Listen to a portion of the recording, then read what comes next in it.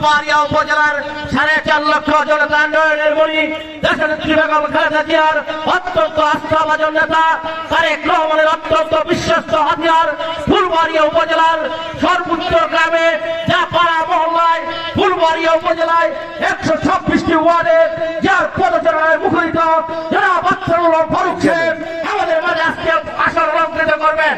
আজকে আমাদের মাঝে উপস্থিত থাকবেন, বিশেষ অতিথি উপস্থিত থাকবেন ফুলবাড়িয়া পৌর বিএনপির সুযোগ্য আহ্বায়ক যারা বেগম শমশের আলী সাহেব, আরো উপস্থিত থাকবেন যারা মোহাম্মদ সাইফুল ইসলাম বাদল দায়িত্বপ্রাপ্ত যুগ্ম আহ্বায়ক ফুলবাড়িয়া উপজেলা বিএনপি।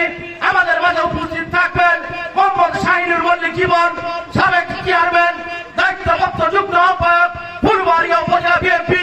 আমাদের মাঝে উপস্থিত থাকবেন জনাব মোহাম্মদ আবুল ফজল সাবেক কমিশনার ও সিনিয়র যুগ্ম আহ্বায়ক ফুলবাড়িয়া পৌর বিএনপি। আমাদের মাঝে উপস্থিত থাকবেন জনাব শাহজাহান শিকদার সাবেক কমিশনার সিনিয়র যুগ্ম আহ্বায়ক ফুলবাড়িয়া